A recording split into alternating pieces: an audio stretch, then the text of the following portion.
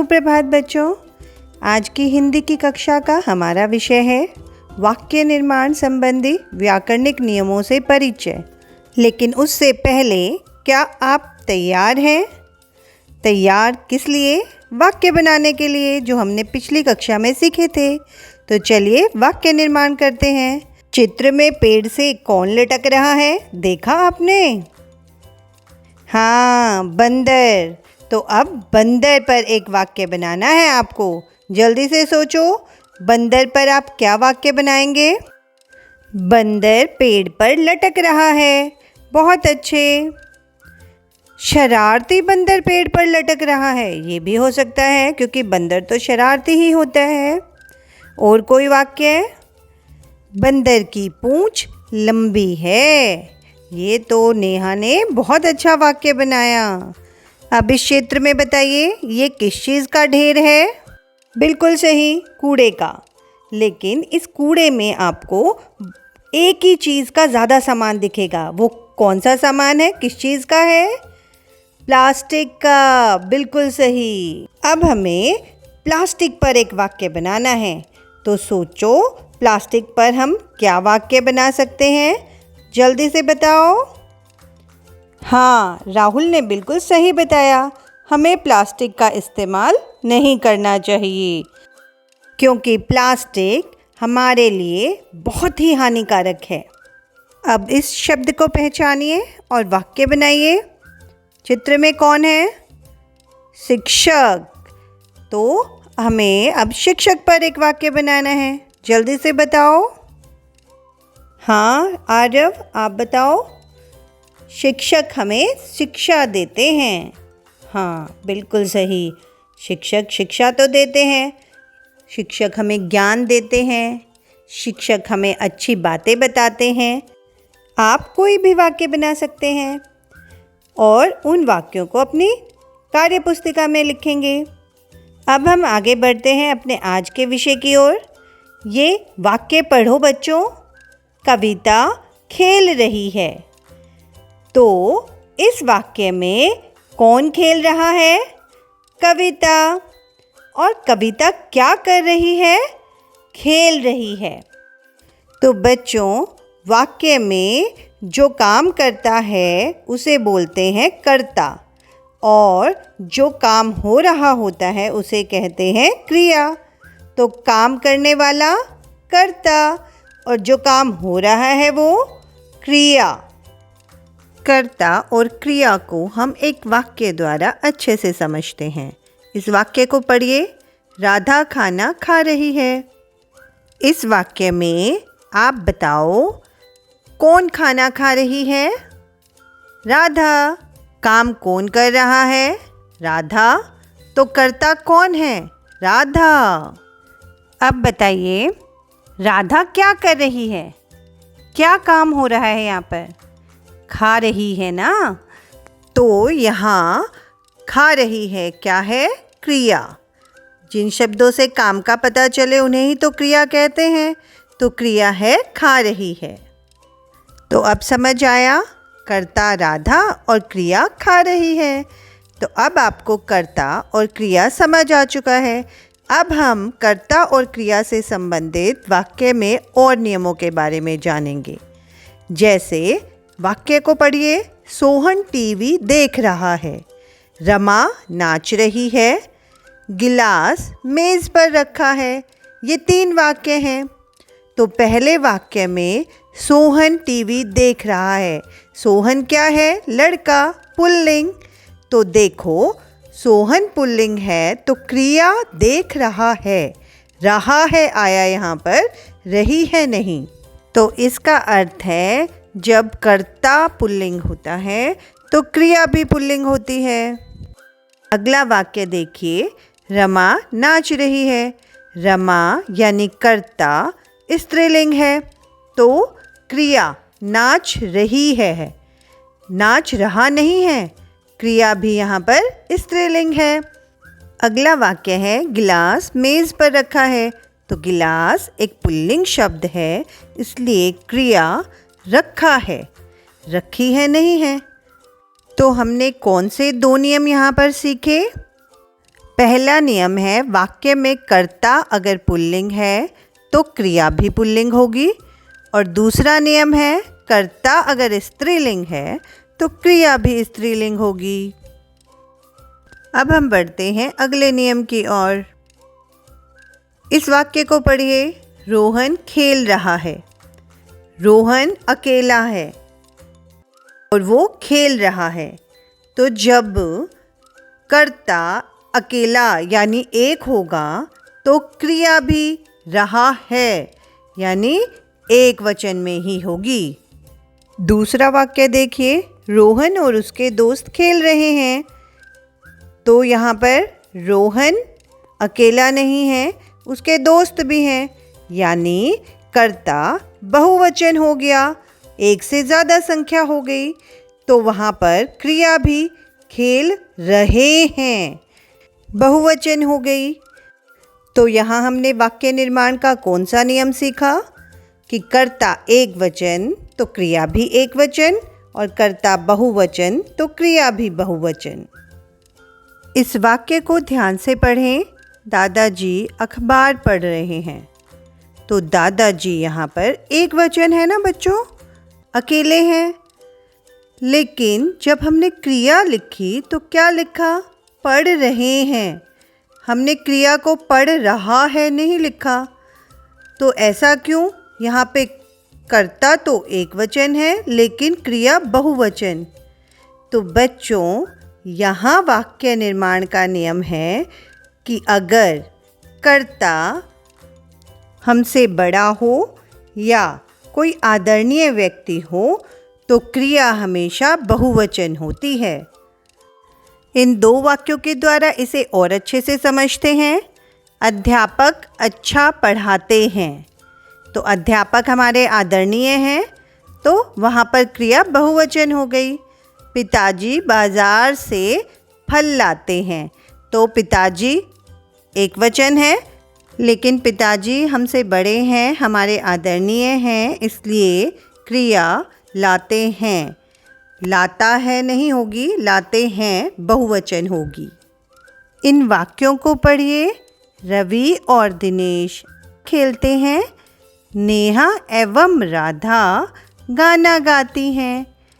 तो इन दोनों वाक्यों में दो कर्ता हैं। पहले वाक्य में रवि और दिनेश, दूसरे वाक्य में नेहा एवं राधा।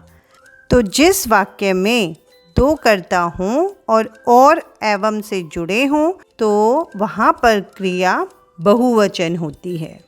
दो कर्ताओं के बीच में और एवं का अर्थ है कि वो दोनों ही कर्ता वो काम करेंगे, इसलिए कर्ता बहुवचन है तो क्रिया भी बहुवचन होगी।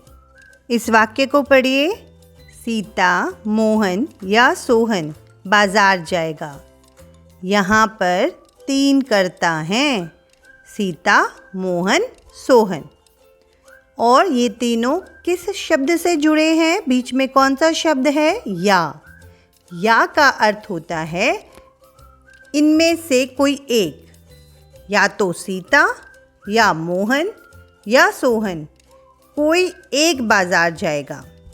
तो ऐसे में वाक्य में क्रिया जो अंत में कर्ता होता है, यानी जो सबसे बाद में करता है, आखिरी जो करता है, यहाँ पर है सोहन, उसके अनुसार क्रिया पुल्लिंग होगी।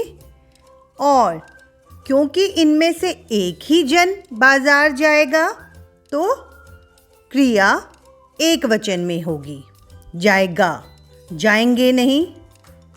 अब इसी वाक्य में हमने कर्ता का स्थान बदल दिया। यहाँ आखिरी कर्ता यानी अंत में जो कर्ता है वो सीता है। सीता यानी स्त्रीलिंग, तो क्रिया होगी जाएगी। और यहाँ या का अर्थ तो आपको पता है, या तो मोहन या सोहन या सीता बाजार जाएगी, तो क्रिया एक वचन में होगी, जाएगी, जाएंगी नहीं, जाएगी। वाक्य पढ़िए। मोहन अथवा मोनी पार्क गई है। यहाँ पर मोहन और मोनी दो कर्ता हैं जो अथवा शब्द से जुड़े हैं। अथवा का अर्थ वही होता है जो या का होता है, या तो मोहन या मोनी पार्क गई है। तो यहाँ पर बाद वाला कर्ता कौन है बताओ? मोनी। तो मोनी स्त्रीलिंग है तो क्रिया गई है होगी, गया है नहीं। और पार्क कोई एक ही गया है तो क्रिया एक वचन में ही होगी। अब हमने वाक्य में कर्ता का स्थान बदल दिया। मोनी अथवा मोहन पार्क गया है। यहाँ पर बाद वाला कर्ता मोहन है जो पुल्लिंग है, इसलिए क्रिया भी पुल्लिंग यानी गया है होगी। और अथवा का अर्थ तो आपको पता ही है, या तो मोहन या मोनी पार्क जाएगी। तो वहाँ पर कर्ता एक वचन ही है तो क्रिया भी एक वचन होगी, गया है। प्यारे बच्चों, आपने वाक्य निर्माण के नियम सीख लिए हैं, तो चलिए इन वाक्यों को व्याकरण के नियमों के अनुसार पढ़ने की कोशिश करते हैं। रोहन क्रिकेट खेलता है। रोहन कर्ता, खेलता है क्रिया।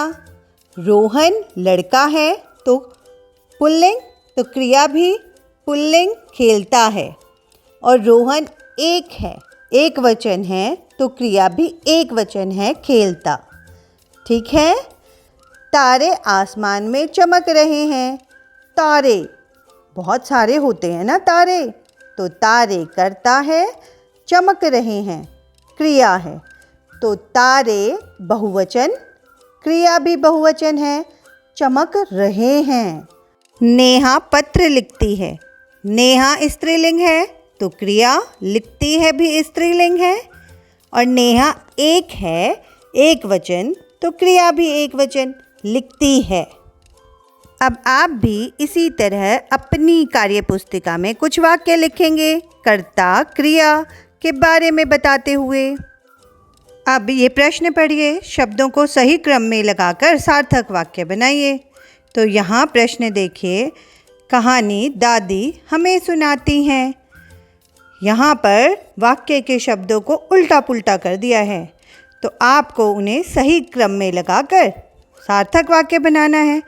यहाँ पर दादी करता है तो पहले आएंगी और सुनाती हैं क्रिया तो बाद में। और आपको पता है दादी हमारी बड़ी हैं और आदरणीय हैं, तो यहाँ पर क्रिया बहुवचन में होगी। और दादी हमें क्या सुना रही हैं? कहानी, वो बीच में आएगी। ये बन गया हमारा सही वाक्य, दादी हमें कहानी सुनाती हैं। अब हम दूसरा वाक्य देखते हैं। पश्चिम दिशा सूरज में उगता है। यहाँ पर भी वाक्य के शब्दों को आगे पीछे कर दिया है, तो आपको उनको सही क्रम में लगाकर सार्थक वाक्य बनाना है। चलिए अब एक और प्रश्न हल करते हैं। उचित मिलान करते हुए सार्थक वाक्य बनाइए। एक तरफ कर्ता है और दूसरी तरफ क्रिया। आपको सही कर्ता को सही क्रिया से मिलाना है और सार्थक वाक्य बनाना है। तो पहले हम पढ़ते हैं। रचित, अध्यापक, नेहा पढ़ा रहे हैं, खेल रही है, सो रहा है। तो अब आसान हो गया। रचित लड़का है तो सो रहा है, कहाँ मिलेगा? सो रहा है, तो रचित सो रहा है। अध्यापक हमारे आदरणीय हैं और हमें पढ़ाते हैं, तो अध्यापक पढ़ा रहे हैं। नेहा लड़की है और अकेली है, तो नेहा खेल रही है। अब इस प्रश्न को अपनी कार्यपुस्तिका में कीजिए। अगला प्रश्न है, निम्नलिखित चित्रों में किए जा रहे कार्यों को देखकर सार्थक वाक्य बनाइए। तो एक चित्र है पुस्तक पढ़ते हुए। आप इस लड़की को कोई भी नाम दे सकते हैं, नेहा, राधा। वाक्य बनाकर आप उसे अपनी कार्यपुस्तिका में लिखिए। अगले चित्र में योग हो रहा है, तो उस पर भी एक वाक्य बनाइए और लिखिए। बच्चों, आपने वाक्य निर्माण सीख लिया है। अब हम चलेंगे पुस्तकालय में, जहाँ बहुत सारी कविताओं और कहानियों की पुस्तकें हैं।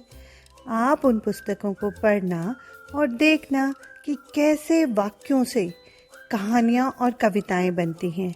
तो चलिए चलते हैं पुस्तकालय में।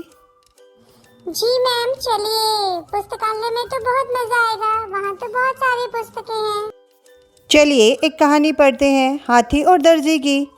एक हाथी और दर्जी दोस्त थे। दर्जी की दुकान तालाब से कुछ दूरी पर थी। हाथी हर रोज़ दर्जी की दुकान पर जाता था। दर्जी खाने के लिए उसे रोज़ कुछ ना कुछ देता। एक दिन दर्जी अपने काम में व्यस्त था। हाथी उसकी दुकान पर गया। दर्जी ने उसकी ओर ध्यान नहीं दिया। हाथी उसे अपनी सूंड से हिलाने गया। दर्जी ने गुस्से में आकर उसकी नाक में सुई चुभा दी। हाथी को गुस्सा आ गया। वह तालाब में गया और अपनी सूंड में गंदा पानी भर कर ले आया। उसने सारा गंदा पानी दर्जी के कपड़ों पर छिड़क दिया। हाथी के ऐसा करने पर दर्जी को अपनी गलती का एहसास हुआ। उसने हाथी से माफ़ी मांगी और उसे खाने के लिए फल दिए। तो इस कहानी से हमें क्या शिक्षा मिली बच्चों? हमें किसी के साथ बुरा व्यवहार नहीं करना चाहिए। चलिए अब एक कविता भी पढ़ते हैं। गांधी जी के 3 बंदर। गांधी जी के 3 बंदर देते हमको सच्चा ज्ञान। बुरा न देखो, बुरा न बोलो, बुरी बात पर दो मत ध्यान। सीख यदि इन तीनों की ही जीवन में हम अपनाएंगे, धीरे धीरे एक दिन हम सब अच्छे बच्चे बन जाएंगे। तो अगर आपको अच्छा बच्चा बनना है तो इन 3 बंदरों से शिक्षा लेनी है आपको। बच्चों, आपने देखा जब आपने कहानी पढ़ी और अब कविता पढ़ रहे हैं, दोनों में ही वाक्य के निर्माण में अंतर है। तो बच्चों, ये सीख लीजिए कि कविता में वाक्य निर्माण के नियम अपने अलग होते हैं। आशा करती हूँ कि अब आप भी अपने पुस्तकालय जाएंगे और कहानियों और कविताओं की पुस्तकें पढ़ेंगे, क्योंकि जितना आप कहानियाँ कविताएं पढ़ेंगे, आपकी वाक्य निर्माण की समझ उतनी ही मजबूत होगी और आप अच्छे से वाक्य निर्माण सीख पाएंगे। प्यारे बच्चों, हमने वाक्यों को पढ़ना तो अच्छे से सीख लिया, लेकिन अच्छे से और सही से लिखना भी बहुत ज़रूरी है। वो कैसे होगा? अभ्यास से। अभ्यास किसका? श्रुतलेख का। तो यहाँ कुछ वाक्य हैं, आपकी मैम ऐसे ही और वाक्य आपको देंगी श्रुतलेख अभ्यास के लिए। आज की कक्षा में इतना ही। आप सभी का दिन शुभ हो, इसी कामना के साथ धन्यवाद।